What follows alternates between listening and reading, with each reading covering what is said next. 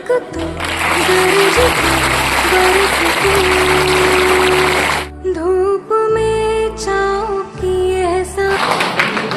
पढ़ा मैं और इस शैक्षणिक संस्थान में आकर के मैं वास्तव में काफ़ी सुखद महसूस कर रहा हूँ और हमें अपना दौर 2012 याद आ रहा है। 2012 में जब हम लोग छात्र जीवन जैसे आप लोग अभी स्ट्रगल के दौर से चल रहे हैं उसी वही समय हमारा भी था।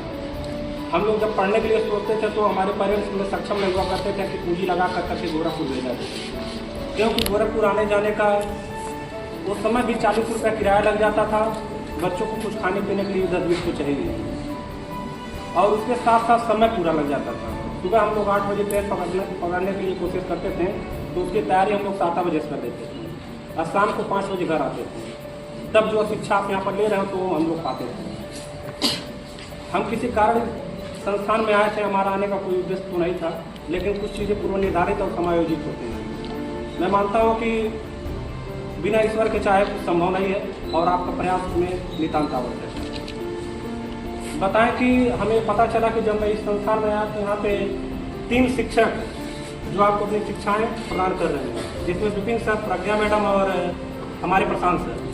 प्रशांत सर इतने होनहार रहे होंगे कि IIT मेंस में एडवांस में आए थे और यह रहने वाले सुदूर जनपद गाजीपुर के रहने वाले। इन तीनों भाइयों के अथक प्रयास और परिश्रम से और दूरदृष्टि और हमारे पीपीगंज के लोगों के लिए कुछ बेहतर सोचने की इच्छा थी और प्रबल इच्छा थी, तब इन्होंने संदेश कोचिंग का नाम दिया।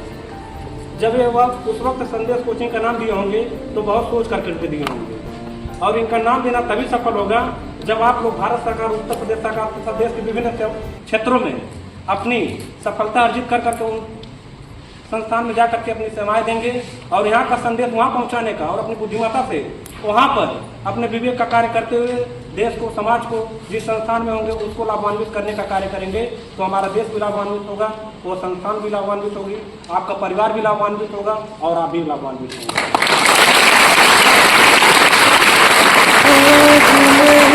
तो कल ये सफर